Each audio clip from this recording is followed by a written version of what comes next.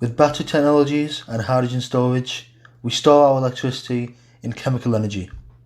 However, we can't store electricity with mechanical energy. This is the oldest kind of energy storage known to man.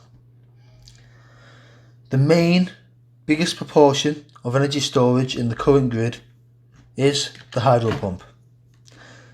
This uses gravitational potential energy, MGH, with water. In times of excess supply, water is pumped from a lower reservoir to a higher reservoir, and when we need the energy back, this water is dropped through a turbine and produces electricity. Hydro pumps are very efficient, they don't produce CO2 after they're initially built, and they have an extremely large capacity. However, they require specific geographies, hilly terrains with rocks that aren't permeable to water, and they can be quite devastating to environments. There are other forms of storing energy with gravitational potential energy. However, these technologies are quite new, and I'm not going to go into the details on them in this video. A highly promising and potentially revolutionary technology is the compressed air energy storage.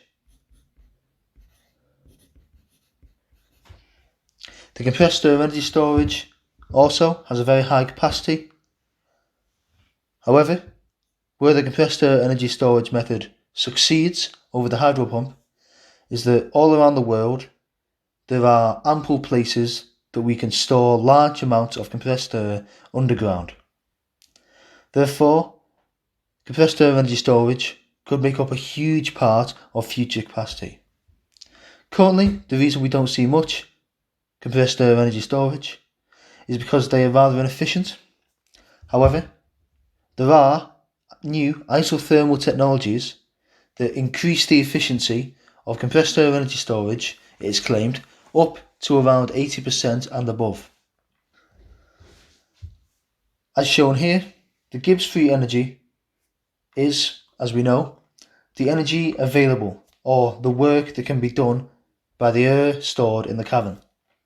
The way we increase the energy available is to have a larger cavern, have a larger pressure difference between the cavern and the outside world, or a smaller entropy or a smaller DT. Here we see why isothermal is more efficient. The DT is closer to zero. Currently, we cannot use isothermal technologies with the compressed air energy storage, as the technology required to cool down the air after we've compressed it takes a large amount of energy. It is this cooling stage that needs to be improved for this technology to reach its full potential. Furthermore, the compressed air energy storage could use any type of air, any type of gas. Links extremely nicely back to our hydrogen video. We could store hydrogen safely, underground, highly compressed, in these caverns. The hydrogen could then be used in the exact same way. It comes out through a turbine, generates electricity, goes to a hydrogen fuel cell, generates more electricity. Therefore, the revolution that could be compressed air energy storage would link perfectly to the revolution we might see with hydrogen storage.